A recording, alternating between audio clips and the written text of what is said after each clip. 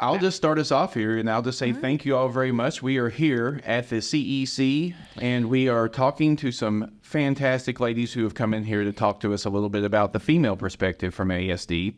We want to be able to have a discussion and podcast about a variety of things, whatever we want to talk about.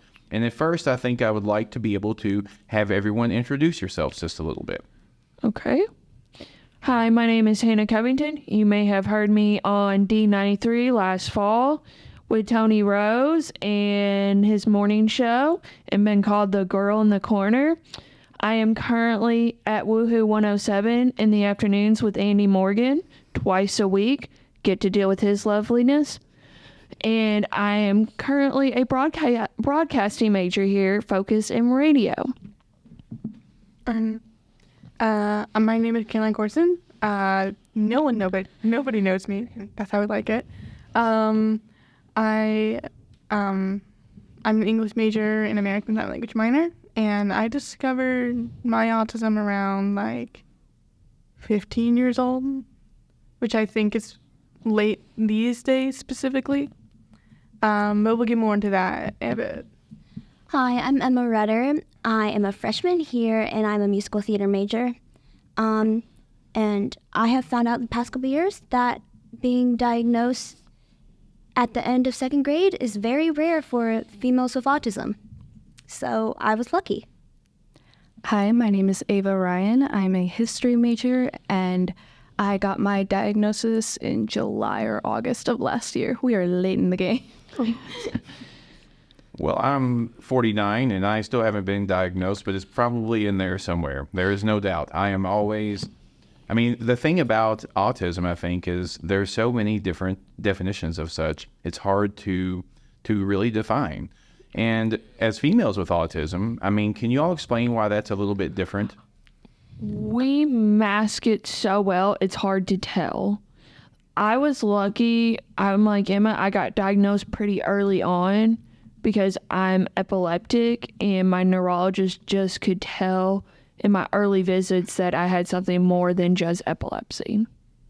The topic of why female autism is not as discovered is still an ongoing one. I am personally of the opinion that it's just because girls and boys had different standards growing up. And it turns out that when girls have autism, the signs and symptoms we end up showing still tend to fall in line with what people expect of us, usually. That and or girls are simply more encouraged to be more withdrawn than boys, and I think we've all seen those stereotypes. So, I do think it's mostly a cultural thing. Yeah, I also know that they diagnosed based off of the symptoms a boy will show and not a girl. So they're still trying to figure that out. I did an article on an essay a couple years back on autism in girls, and I didn't say that I had autism. In fact, when I switched to the public school system, no one knew I had autism. There's only 3 people that I graduated high school with that were my closest friends that knew I had autism. Nobody else except the teachers. I was that insecure about it and that good at masking. So, yeah, it's very hard because of that. They were also often charted off as the parents not raising us right, anxiety, depression, some other mental disorder, and a lot of these are side effects of autism. They just don't see it. It's really hard. I want to piggyback off of that as far as comorbidities go. It's this one might be a little easier for a more general audience to understand. It's like how when people think of ADHD and ADD, they think of hyperactivity, and in boys, it's much easier to clock and diagnose because that's how it presents for them. But for women, it doesn't always present as hyperactivity. Mine presented as just shutting down and freezing and getting overwhelmed a lot. And that was just written off as me being a baby rather than ADHD because of what the general public understands about it. And the comorbidities absolutely make it very difficult. I'm very grateful for having my diagnoses now, but I think on the other hand, it also made it more difficult to get the ASD diagnosis because it's such a broad Venn diagram of like overlapping symptoms and presentations. Yeah, and it's also the stereotypes of having autism. What I really like is the How to Dance in Ohio, that documentary, and then it was turned into a musical. On stage, every single actor in that cast has autism. I love that. I want to be in that show so bad because of that. And two, before they even start the show, one of the actors always comes out and says, if you meet one autistic person, you meet one autistic person, saying that every single one of us is different. You can't just expect us all to act the same. We could be extremely high functioning and really be able to blend well with other people and socialize, or we could be very low functioning and need a lot of help with like eating and talking, but it just depends. It's that broad that's why it's called a spectrum. Mm-hmm.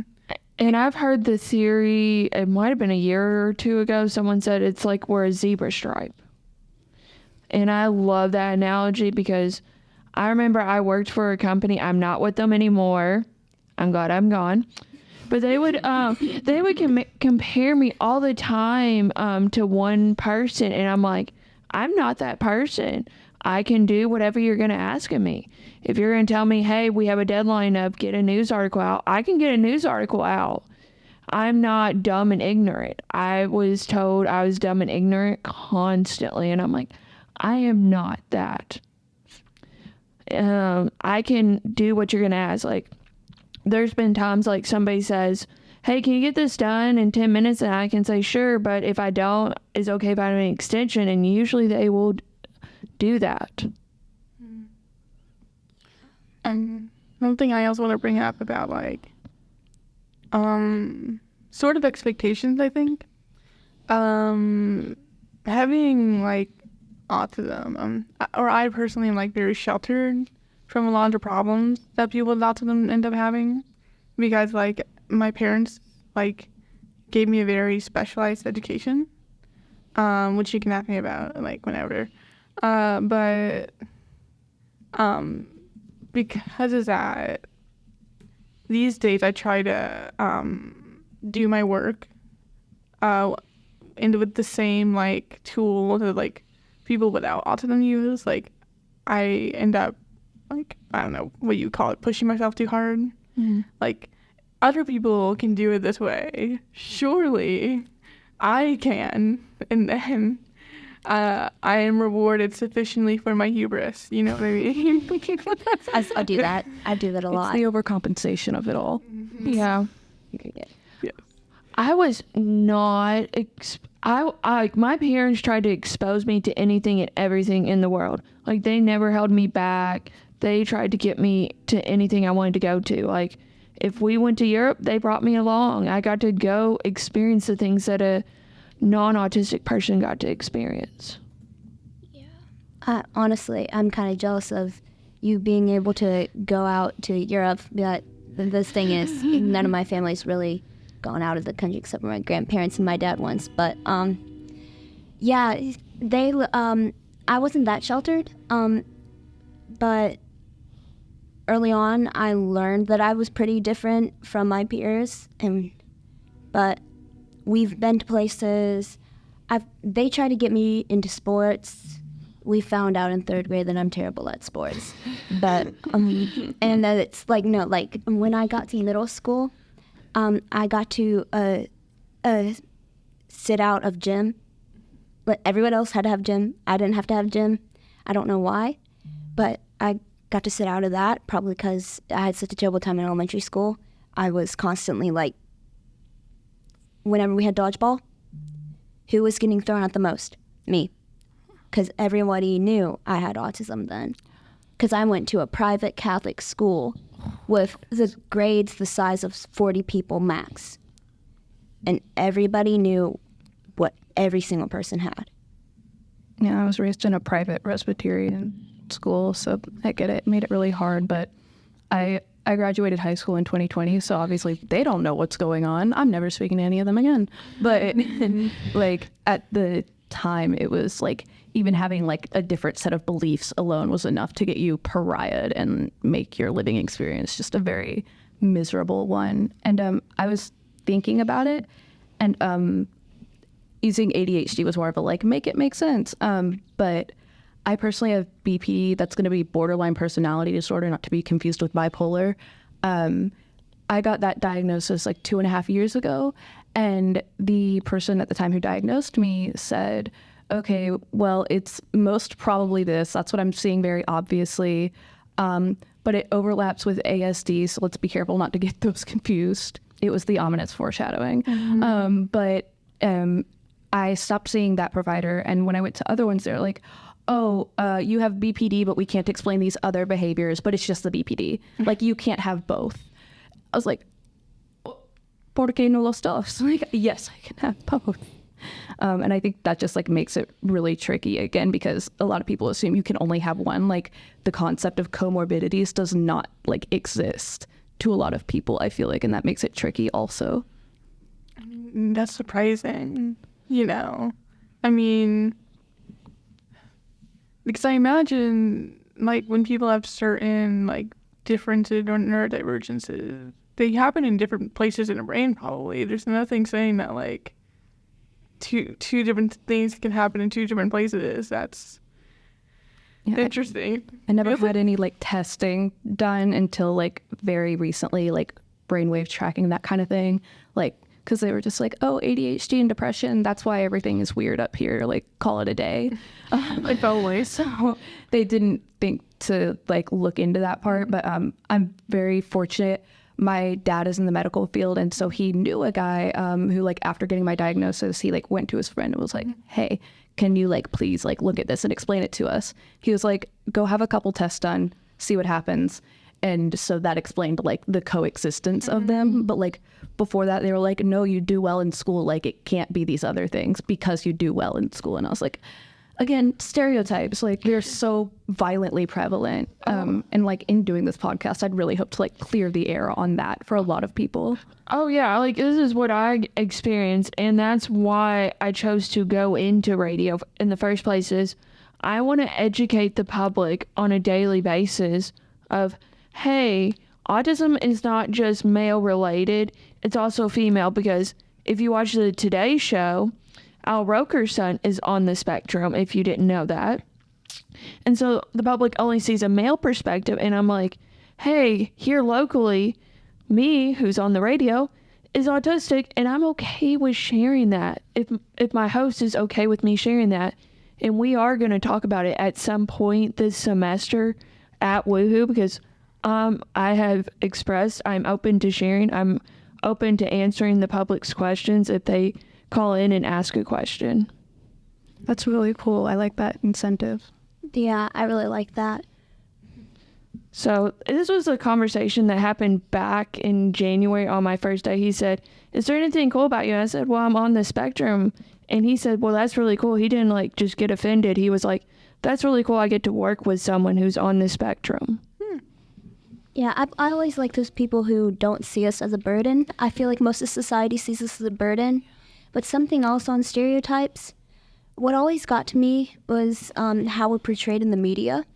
We're either portrayed as a helpless victim, as the villain, or as someone who has super genius intelligence, when in reality, for the intelligence part, only 10% of people with autism have that capability of having that intelligence. And everyone expects us to either be extremely smart and that we've skipped so many grades, or that we struggle on day-to-day basis of even the smallest of tasks. And in school, I mean, we all struggle on a day-to-day basis, but not as much as the media portrays us to struggle. And this was something that was said to me last semester by the Tony Rose, the most awesome person, if you have not gotten to meet him, was I liked how he explained it to me, because I was talking about this with him off mic. I said, well, I'm on the spectrum. It defines me. He said, no, it does not define you. He said, it's only a part of you. It's not all of you. It's only just a part of you. And that changed my perspective of how I look at stuff now, was how he saw it from his perspective after talking with me.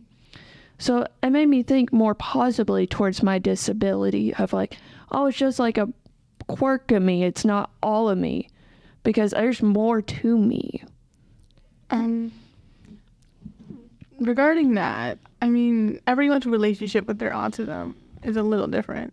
But I do sometimes think that when people insist that, hey, autism is only like a part of you, there's a lot more to you.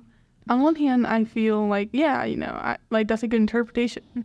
But on the other hand, like, if I had to describe my relationship with autism, I would say it's like a filter on my lens, like it steeps into everything, like into things I don't even know, like there's probably things I do that I don't notice that I'm doing, and people notice it and they go, oh yeah, that girl's totally like neurodivergent, and I won't realize it, like with, I'm sure with me and a lot of people, like autism is like more than like just a few quirks. It colors everything we do, and it colors like our perception of things. I don't understand how like the kids at my schools, could be so cohesive.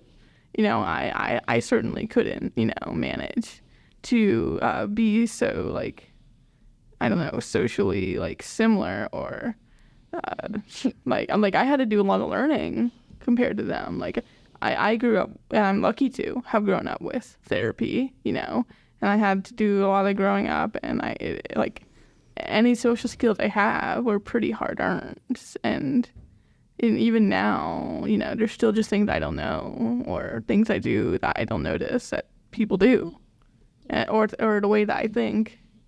It's just going to be fundamentally different, and like that's not a bad thing, but I think people don't realize just how much autism like just does or is like a thing.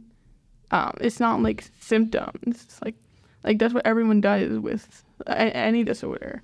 Like all the doctors only look at the symptoms and they talk about the disorder in accordance to the symptoms seen, which is like somewhat fair, but that does mean that like we're only talking about outward symptoms. We don't really talk about like what it actually is, what it does to you when you're living with it. It's not just what people see. It's a lot what people don't see and what you don't see.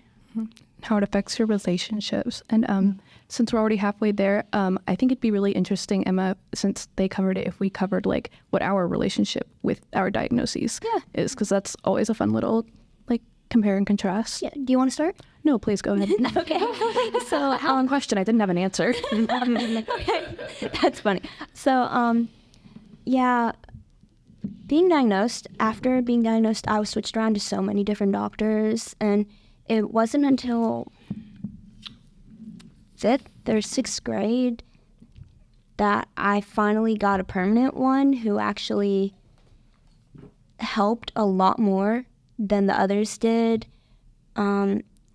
And I've seen multiple different therapists for it. One of them became very unprofessional, and we had to leave her.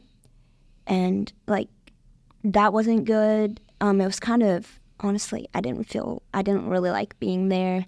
But the one that I have now, I've had since middle school. I know her daughter personally, so she knows me from school and from other things from that, not just having autism. So part of that is good, but I know not everybody can have that.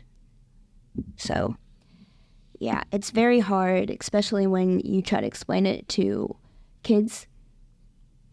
When you're a kid and you don't know how to explain it yourself, and they just see it as some type of not exactly like disease, but they start to stay away from you or take things from you because they don't understand you. And that always really hit me hard, and that's what made me mask so much in middle school and in high school. Honestly, it wasn't until senior year when I did the Distinguished Young Women's Scholarship competition that I gained a lot of self-confidence in myself and my ability to perform. It wasn't until then, and I know it's really late, but because of what happened, because of the experiences I had in elementary school and middle school, that's why. Can you go into detail with your distinguished young women's experience with being on the spectrum? So I didn't really. So the Distinguished Young Women's, we did it here at Dance Images. That's where we did a lot of the practices. The girls were really supportive. The people that were doing it were extremely supportive. I didn't necessarily tell them directly, but I think they could tell that I had something. But they didn't say it. They just encouraged me whenever I messed up to keep trying. It's okay. You're doing great.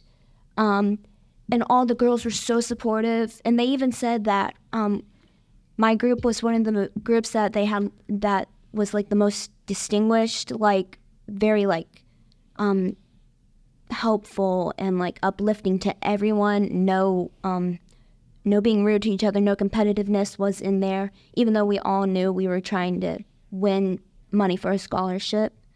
We were also there for the experience, and everybody knew that and accepted that, and we were okay with who was winning and who was not getting it.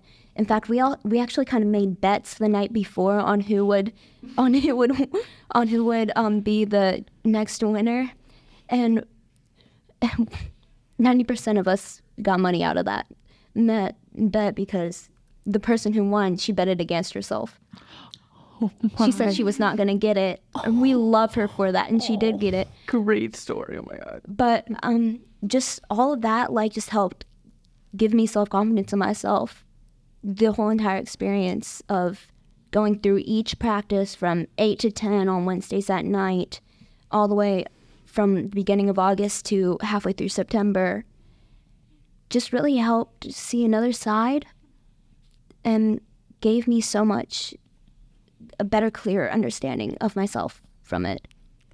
That's something that some scholarships can do, but most can't, especially when it's a competition. I guess I can go next. So I was diagnosed like late middle school, and since you want to know like the gender specific like experience, I'm going to talk mostly about middle school because I went to, I don't know if I should like name it or whatever, but I went to a middle school that was designed to help kids with neurodivergences. So we all like kind of had glass houses here. We couldn't exactly like single someone out for autism because a lot of us had autism. But something I noticed even, and just kind of like going through the motions in that school. Well, first it was a great experience, so good. Love it so much. But the guys tended to be like, had more like exuberant personalities. They had like stronger, like more out there personalities, at least compared to me and to a lot of girls, you know, in that school. And I don't know if that's just a normal boys will be boys kind of thing, like where guys are just more outgoing or something. And a lot of those kids were in that middle school from kindergarten up to then, so they all knew each other. I was new. I only like got in there at 6th grade, or no, I got in there in 4th grade and then graduated 6th grade. But like, so in my experience, they're just a lot more outgoing than a lot of girls. Not that some girls couldn't be. Like, there was one girl that I had big beef with, and she was like, and she had a very strong personality. But just on average, I noticed that. And let's see. Somehow in a school full of autistic children, no one else was interested in Pokemon than me, which is crazy because Pokemon's the most successful franchise, but that's neither here nor there. Stir the pot. Do it. It's just so sad. My entire childhood was with me looking for people who liked Pokemon, and somehow I grew up with nobody who liked Pokemon. So that is like amazing. As like looking back, it's like, oh my god, that's a statistical miracle. We were banned from trading Pokemon cards at my school. We had a Pokemon Go club. Oh, nice. That's hilarious. That's very funny. Yeah. What school hasn't banned Pokemon cards? You know what I mean? And slime. Silly bands were banned at my elementary school. Yeah, because people would like snap them in class. I had this one, our music teacher. he had a jar in his music room where he would, if he caught you snapping your silly bands, he would take them, cut them up in front of you, and put them in the jar. That is true. I'm sorry, that's beyond off topic, but if we're talking about silly things that are banned, silly bands. I mean, we weren't allowed to wear any jewelry, any bracelets, anything. Even if it was a rosary that could transform into a bracelet, we weren't allowed to wear that. We were only allowed to wear cross necklaces or necklaces that have like saints on them at my school because, yeah. Catholicism. Same with my middle school. We all had the uniforms even. We had like the polo shirts and like the, I don't know how you call them, those like folded skirts. Pleated skirts. Yeah, the pleated skirts. We all that. Awful. I actually got a special exception to wear like a really thin navy jacket because I hated showing off my arms. Like to this day, I haven't, like I very rarely like show my arms anywhere. I don't know if that's a autism thing or just me. I don't think it matters. It could be a sensory thing. Then in that case, it's an ASD thing. If it's like self-confidence, though, I mean, it can be both. Like, It could be both. It can be self-confidence and sensory. I mean, I've only got my sleeves pushed up a little bit because I'm hot, but with this shirt, it's like a ribbed cotton. Yeah. It like feels very nice sensory-wise, and I wore it today because I was like, am I going to be anxious during the podcast? Like, I want to feel safe. So I wore like my, quote, safe shirt. Like, so it could absolutely be that. Yeah, something to think about. But luckily, people like were happy to accommodate me on that. So I don't know. I can give you more specifics if you ask me questions at that time at school. But largely, I do think there was a difference between like boys and girls, like on average, and girls were just quieter. And I didn't really see like a lot of visibly autistic things with a lot of girls. So I think the whole usual talk of girls masking better is true, even in environments where masking may not be as socially needed. So just something to think about. I guess I'm the only one that went to public schools. I went to public school. I went to an elementary public school for 2 years only. Well, I was K through 12, baby. I was 6 through 12. Slay. We really, our dress code was very minimum. Like, we couldn't show our we couldn't show our shoulders because that was too... Not the shoulders.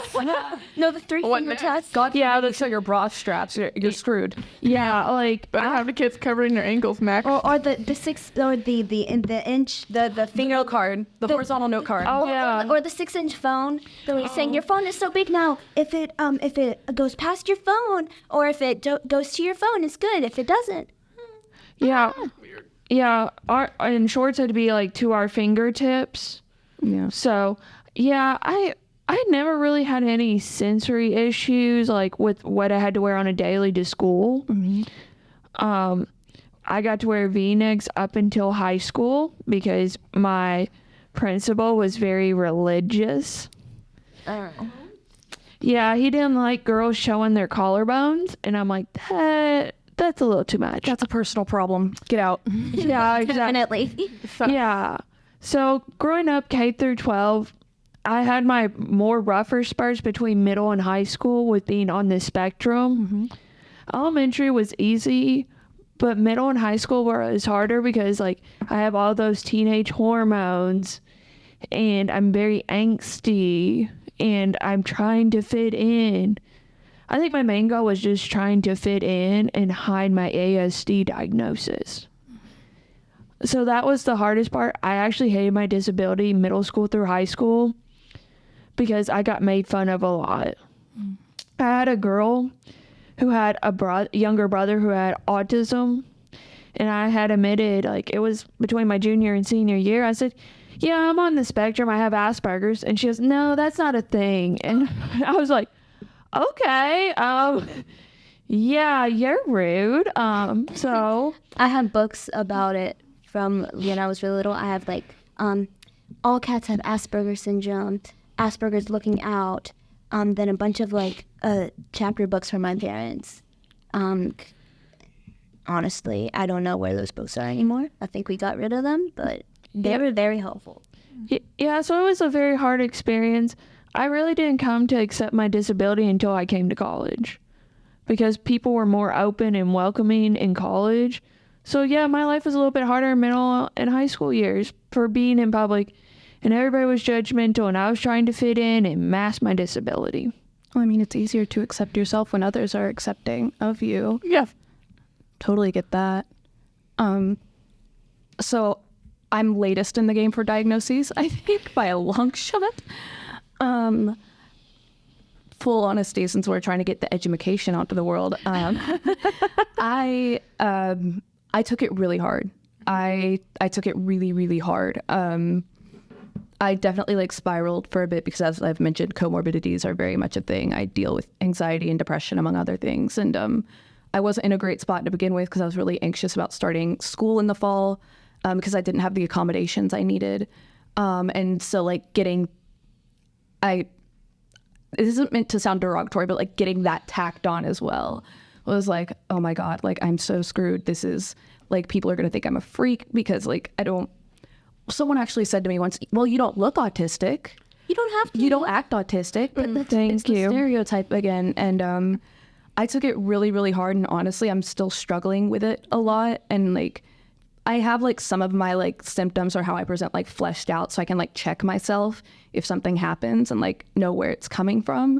But on the same hand, like I still have my days where I'm like, I hate this. Like, I feel like a freak of nature. And honestly, I think that's always going to be a part of it. I think it'll get better with time.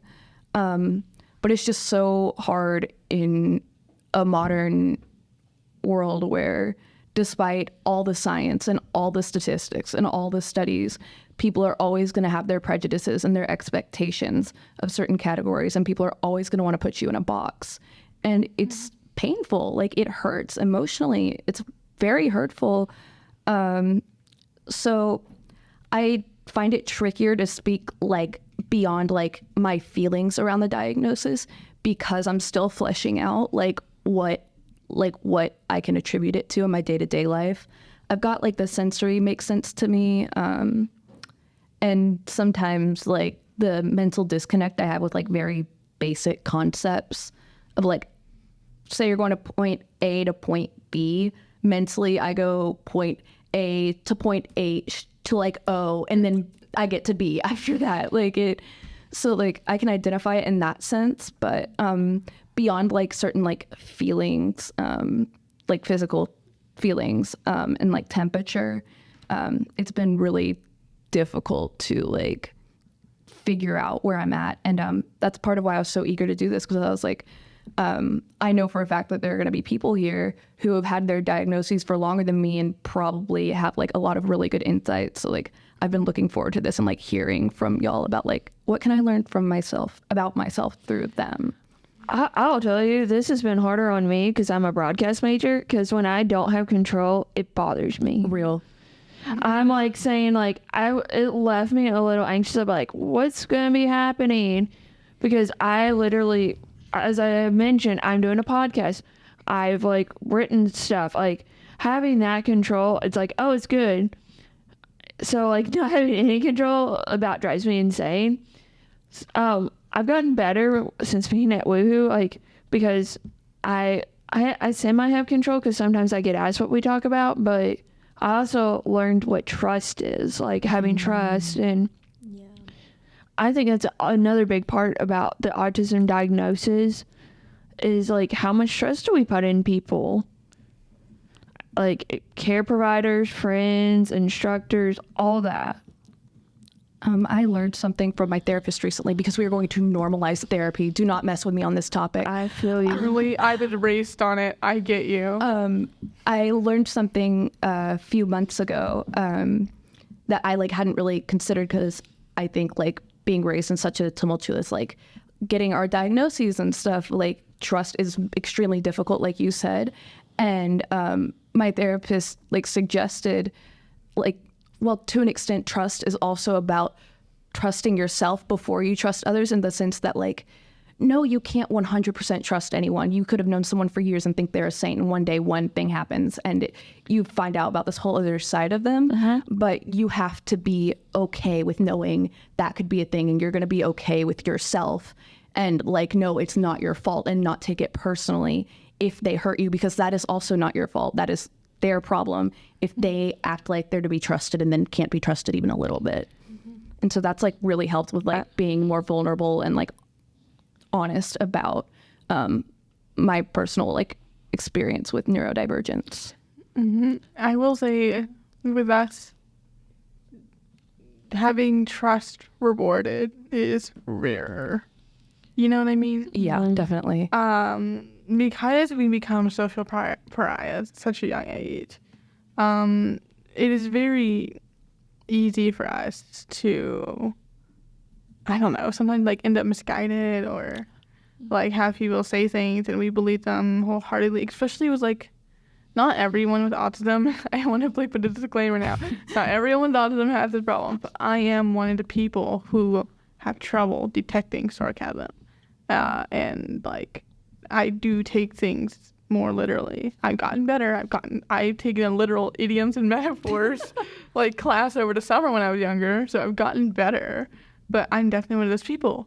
And you know, I think that's been taken advantage of when I was younger. You know? Particularly, okay, I haven't mentioned this on this podcast yet, but you all kind of know I'm hard of hearing also, like severely so. I have lost all hearing in my right ear, and I had a cochlear implant, and I'm losing a lot of my hearing in this ear and my right ear as well. It's no biggie. We kind of expected it, whatever. But the problem is that like when you talk about comorbidity, I also think about that in terms of not only neurodivergence, but also just like bodily stuff. Yeah. So at least when my autism and my hard of hearing is combined, what happens is I just straight up don't notice things. Like apparently I was bullied in elementary. I don't remember it. I didn't notice it. Can or cannot confirm. I literally can. I was told like way after the fact that I was bullied and that some other kid reported it. That I was being bullied. But for the love of God, I cannot remember it. I did not notice it. And this happens to me a lot. I just don't notice things. I literally don't hear it. It's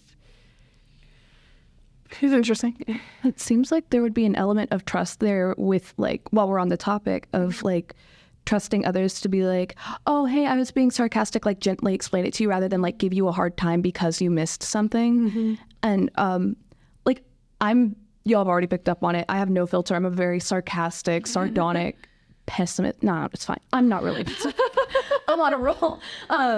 But like there's still things that go over my head as well. And especially with like the like fast, like quick humor that like young adults have, like there's a lot that I miss too. And sometimes my friends, like they'll meet it even jokingly, they'll give me a really hard time for it, but like it'll like strike a nerve because I'm like, oh, I know that's the processing with the ASD, but I'm not going to say that to them because they're not like family. Like I, again, like still working on the trust element, but like that seems like it would be really difficult to know, like, can you trust them to like be patient with you and like explain to you so that you don't get like left behind, quote unquote, in the conversation. I mean, I've definitely grown used to being that way and being okay with it. You know, in some cases, things just can't, like, in some cases, we won't be able to keep up with people who don't have these problems. And I think largely that's okay.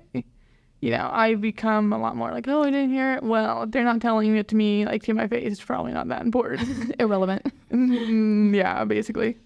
So I just become a lot more blazed, I guess, about it.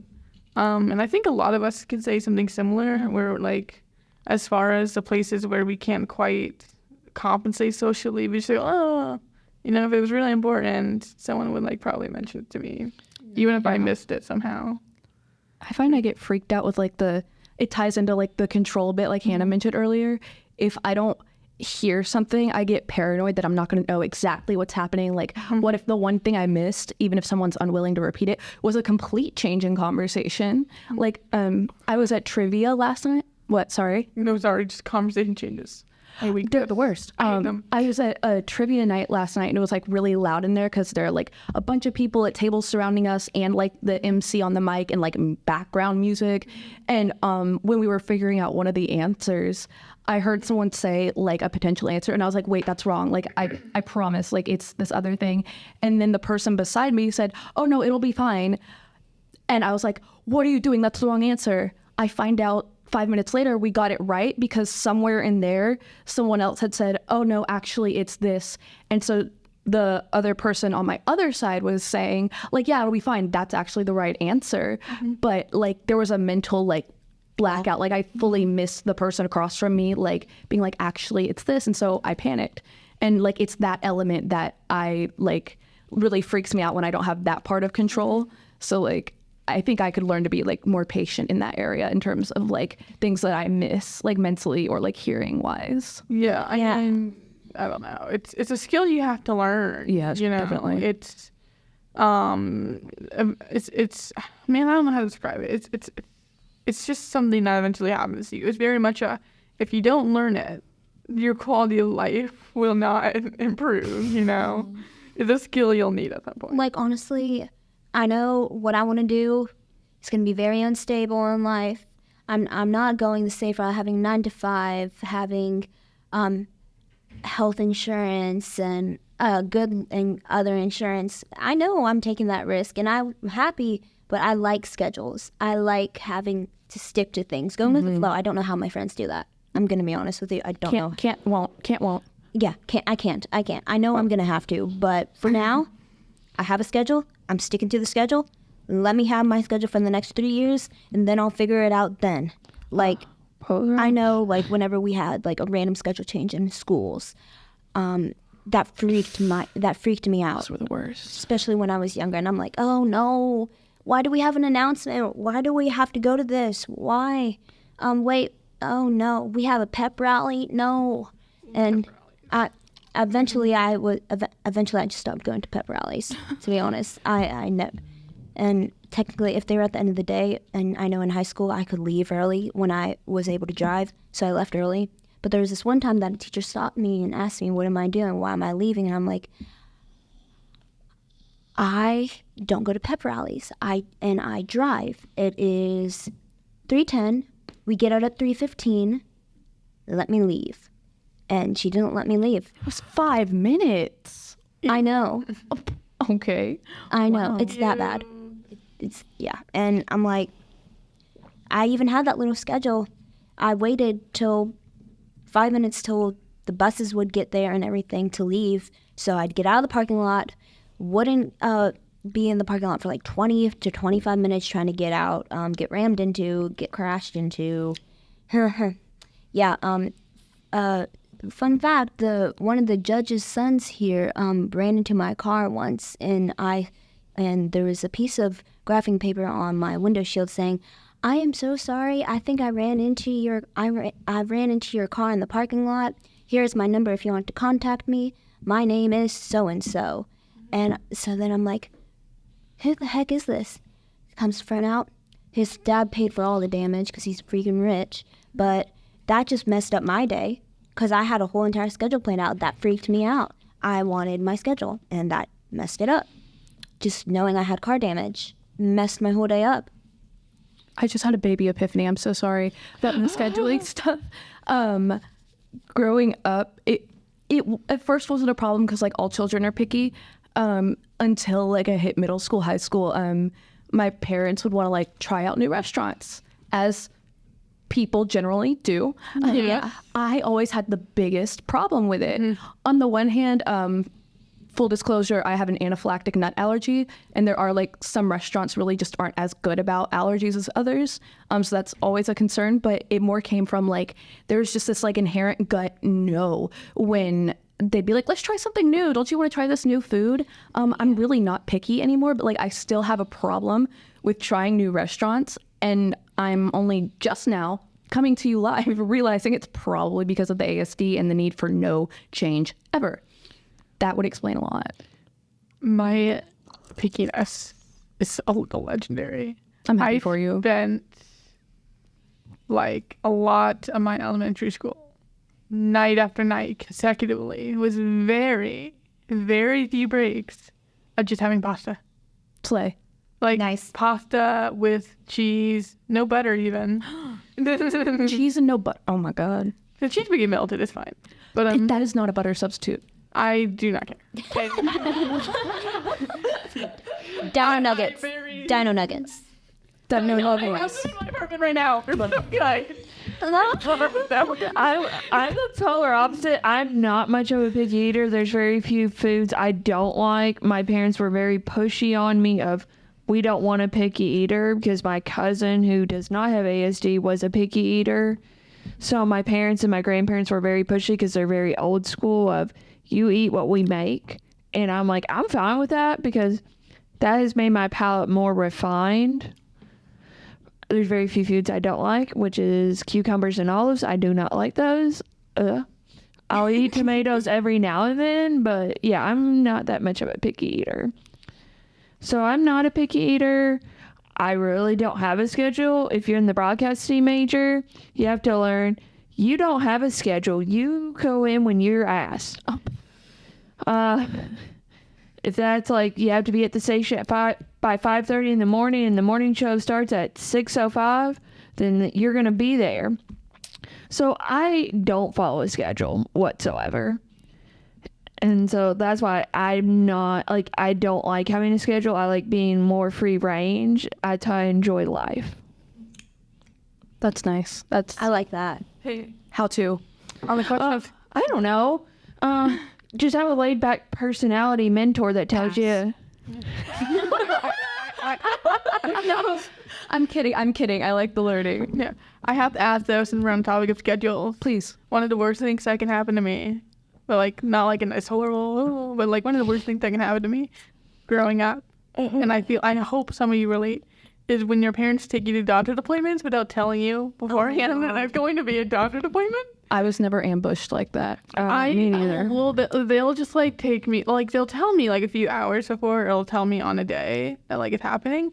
But I couldn't handle that, you know. Like I need like a week of prep for like doctors. I mean, there is like very much a thing around like needing mental preparation for like some activities more than others. Like, have y'all heard of the spoon theory?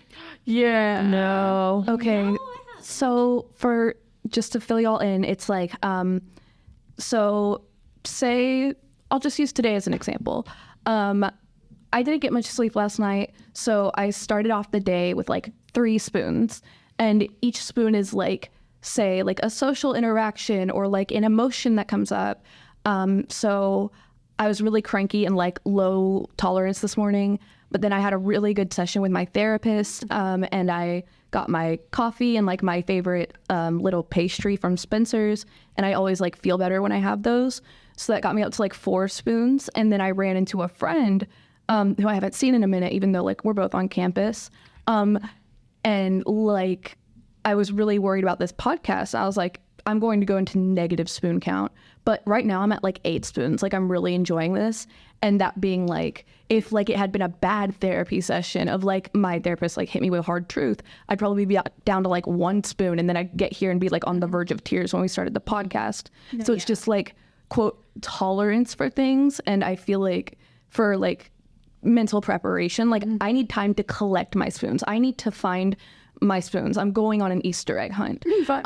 Like it just really depends on the activity, I feel like. So I find spoon theory is like a very like streamlined way to explain like when people are like, well, why can't you just like get with it? Like get it together right now. It's like, no, let me tell you about like, because it's not neurodivergent specific. It's very universal. Like if someone's more tired one day or if they're upset about something, they're not going to want to go out or like have certain experiences. So like No, I totally get that. it's like a very solid analogy for people to get. I was given a different analogy, although I know spoon theory. Slay. Spoon theory is so fun. But my therapist was like, everyone as a person is a different size of cup. So like for me, I have a very small cup. And so whenever I have like social interactions or I have to talk with people, that cup fills. And because it's so small, it fills really quickly. And once it's full, I can't like, or I'm not, I can't, but like it's ill-advised for me to continue filling up a cup that can't hold anymore. Like that that's works it. too. I'm satisfied with the social interaction. I don't need more.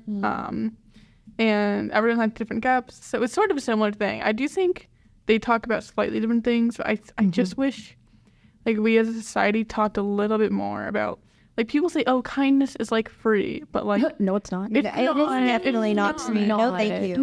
it's very much not. It takes effort to be kind. Toxic positivity, everybody. It takes Yes. it takes intention, you know. You have to want to be kind. Kindness very rarely comes naturally. Well, like we want to be kind, but it's like it's not something that just happens because it happened. If you're kind, it's because you want to be kind. It's because you're making the effort to be kind. And you know, there's a limit to kindness, and that's okay, you know. It's toxic. Oh yeah, like if you utilize kindness, If you use it as a weapon. Yeah. Swipe everything under the rug, that kind of thing. anything can be used as a weapon if you're an asshole enough. But I do wish we just talked more about like how these things need energy, and talked about like, I don't know, that there's a limit to these things, you know, like social interaction takes like energy from you. Doing things takes energy from you, and I don't think anyone really talked about that. Or yeah. like autism started coming into play, and I wish we could normalize some concepts for autism that really could apply to everyone, because as a social species, we you know, it's just I just I'll add on to this.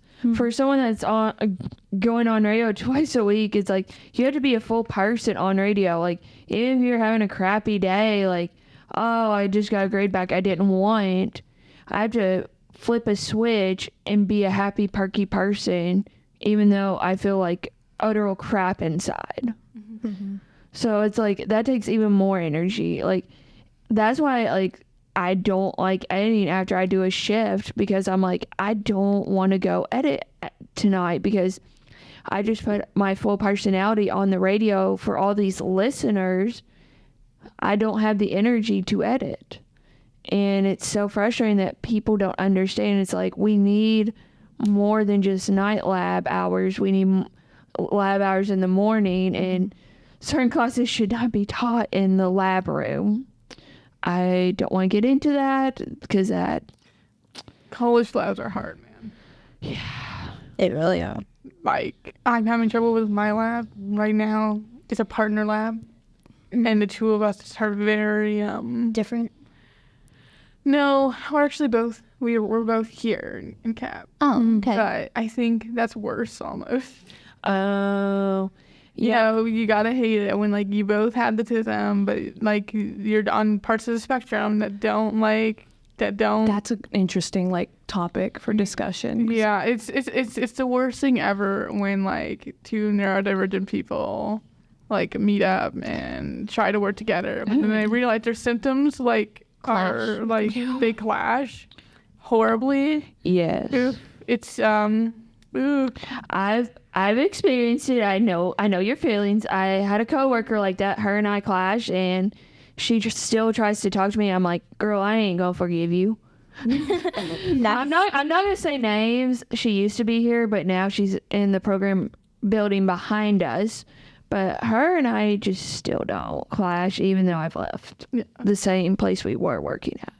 Like I feel bad about it, but like there's Don't just feel no bad. way, and we can be compatible. Like even if we're both good people and we both have similar interests, our just way of doing things and our way of like handling things are so different that, I don't know, man. Yeah, she has moved on, and things were okay. And I'm like, girl, apologize to me. Literally. And she thinks it's fine. Like, oh, hi. And I'm like, girl, please apologize to me before you speak to me ever again. Yeah. It's that's what right before that, what were we? I had a thought right before you mentioned the compatibility.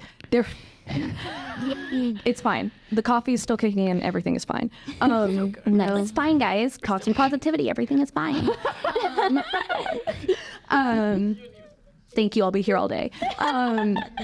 So I find like with the like compatibility thing and like toxic positivity go hand in hand, or like in this case it's more like toxic optimism of like people assume because like we share like comorbidities or certain diagnoses, it's like, oh, you're gonna like bond and it's gonna be great. It's like there's a difference between like, okay, so trauma bonding is like very different from any kind of bonding you can do with someone, but like in the sense where you're like incompatible with someone, like sure you can quote unquote trauma bond to an extent over like the struggles of your diagnoses and your lived experiences, but at the same time, if your personalities, like aside from what you've got going on in your head, are that different, like it's not gonna happen. And I found like I get really like distressed internally. I try not to like express it because I don't want to like make other people nervous. I get very distressed when I'm asked to like work closely with other people on the spectrum, because like I mentioned, my brain like takes the long way around things and it takes me a few tries.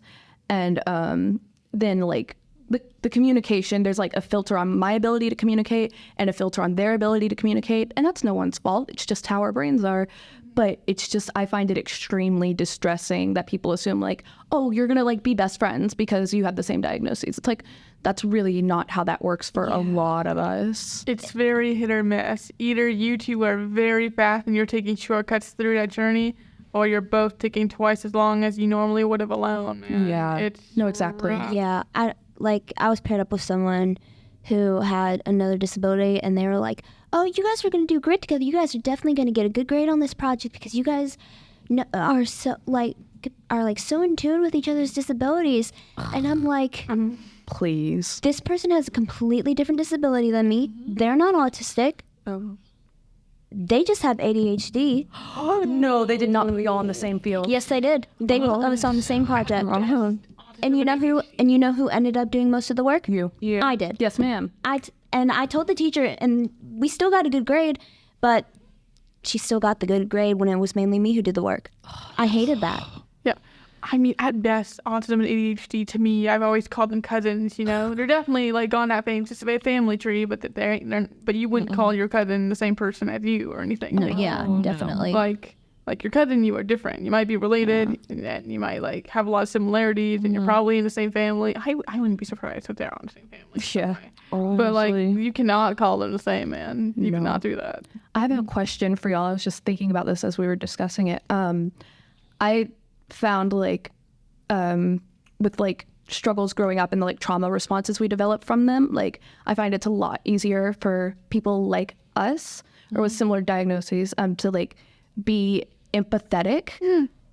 On the other side of that coin, like there is a certain element of like I'm a very blunt person, and I find it like, unless it's like my family or like a close friend, if I hear about someone struggling, I'm like it's not like I'm like not an emotional person. I'm just like, that sucks, or like this is what you need to do. Like I don't, and it's not like I'm trying to be a bitch, but it doesn't come naturally. So it's like we have the ability to be more empathetic, but on the same token, it is so hard to like emotionally connect with people because it's so hard to read, like, and it's not like you read it and you're like, oh, I need to be empathetic in this situation. And sometimes you can, but sometimes you can't. And it's like when people misread that as like malice, I feel like things get really, really difficult because it's like, I'm not trying to be mean or heartless. I just like, I cannot connect with this situation. Like there's no emotional, like,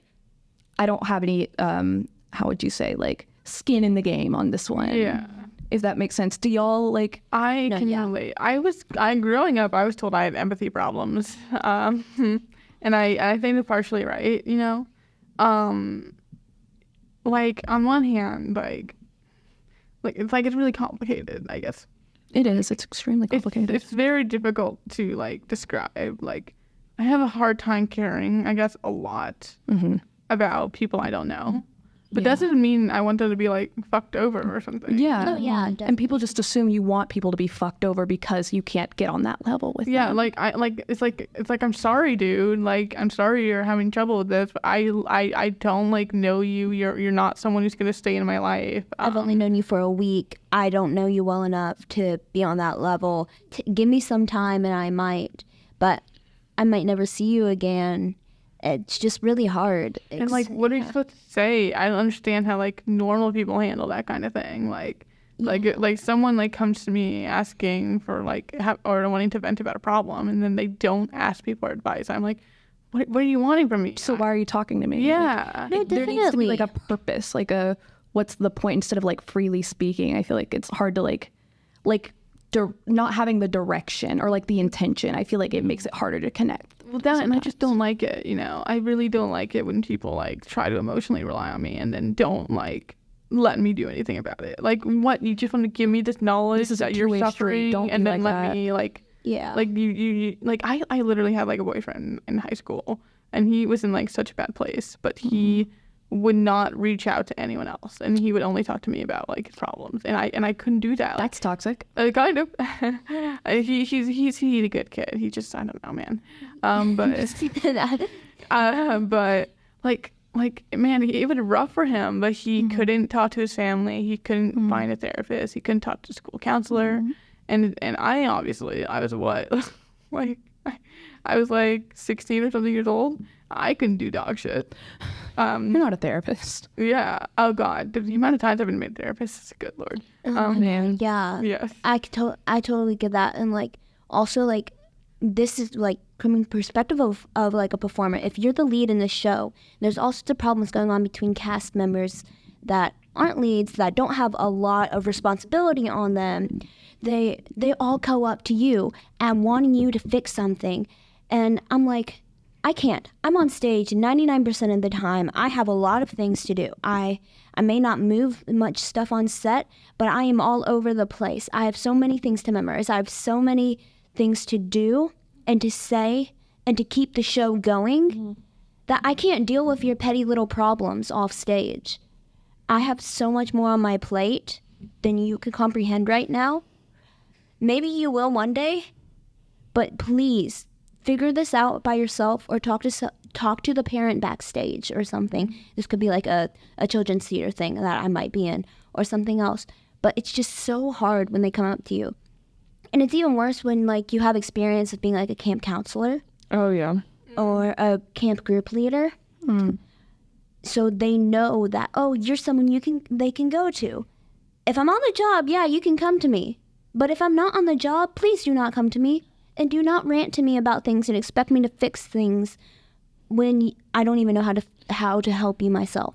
Oh, yeah. I remember I went into a job interview for a camp here, actually 20 minutes away from here, 20, 25, depending on the speed limit of how you get there.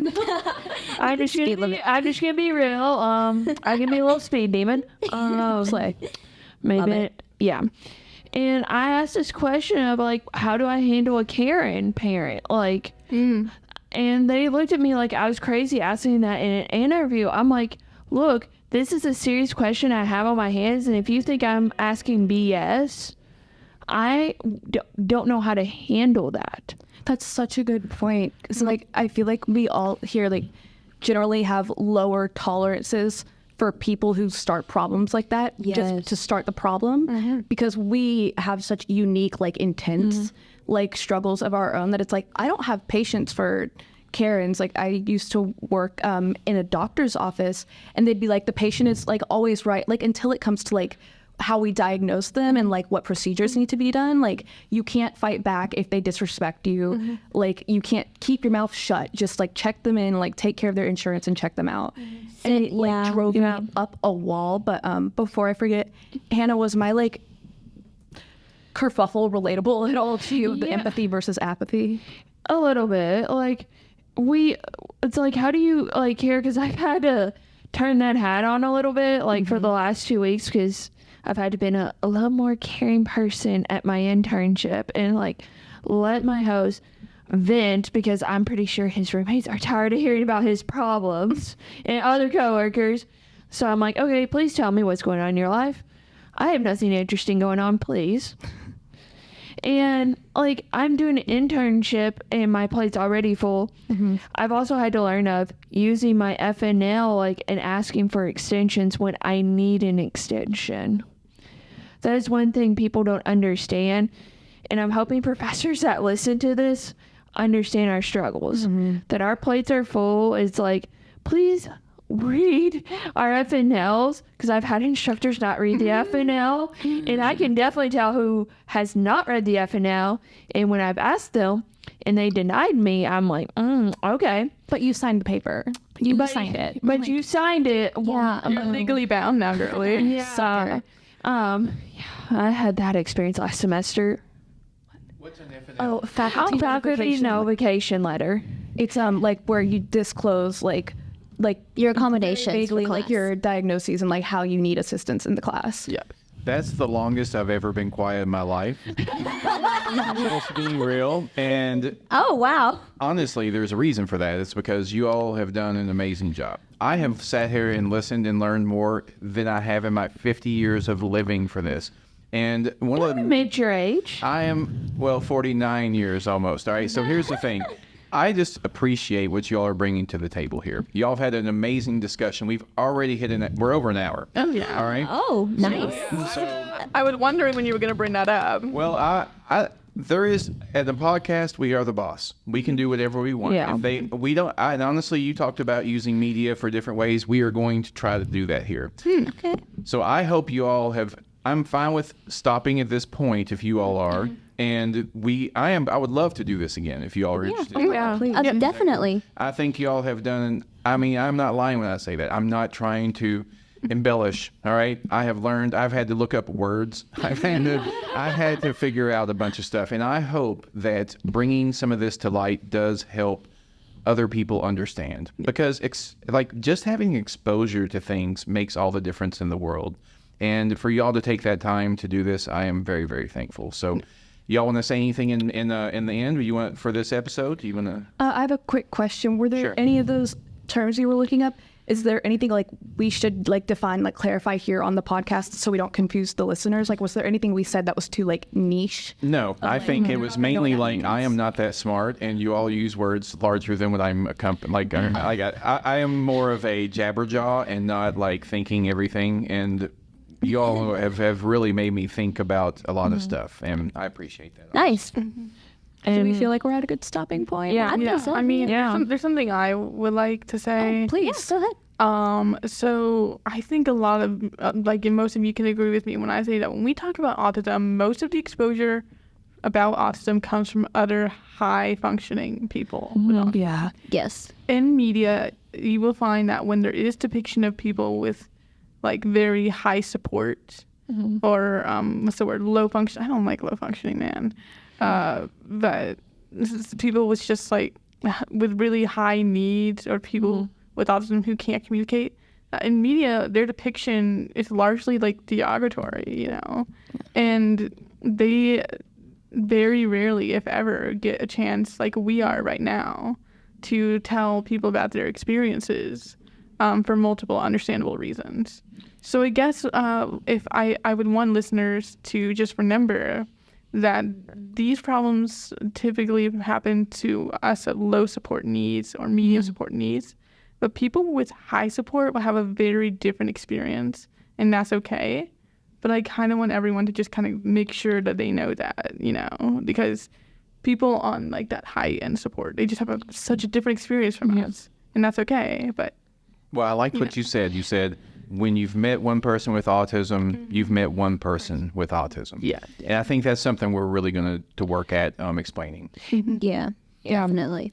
And I want to thank the South Central community for welcoming me into their community, into their homes, listening wise, and at events, because I've been a lot of people and a lot of them have been nice. So I want to thank them because some of them might be listening, and I just want to say thank you and thank you for taking time. Cool. Everybody good then? Yeah. Thank you to Cap for helping us like do this and offering this opportunity to us. This has been like really like enjoyable. Did not think I was really afraid of today. Yeah, I was thinking, is this gonna go well? Am I gonna say something? Are there gonna be crickets? Like, are we gonna like sit here? Like, First of all, welcome to the broadcast world where we're idiots every day. It's not a shift until I hear a swear word. real. It's like which swear word is it gonna be today? I had to ask on the front end, are we allowed to swear? Because I haven't Yes. really heard this mouth. so much. I was just like, I'm with Andy again. Okay, good. I am fine with whatever you all. This is your thing. I'm here to facilitate and help. All right. That's what I'm here for. I'm learning too. And also I think one thing I want to do is utilize media to tell a better story. I think we can all help do that. So I mean, that's what it's there for. It's just when it gets improperly used that we run into problems. That is so true. it's very much used improperly though, almost all the time. And it's also antiquated. I think we can find a new way to use media in a more modern sense that can help people understand easily. So, or easier. So. I also want to say that I think all of us here agree when I say that we were honored to be able to speak on this podcast.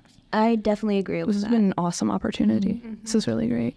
Well, it makes me happy for getting up early and setting up yesterday, and I'm very happy to continue this. And thanks a lot for y'all's effort today. Thank you so much for having us. Yeah, thank Killer. you. And now you know you can cuss next time, so it's all right. Y'all are in for it. Don't do it too much though. It always loses its way. Yeah, it's like Minimal impact. All right. I So guess don't say the F word. Heck. yeah, and I'm fine with it. Look, I'm Dern, and I do both. But hey, that's it. I'm gonna turn her off.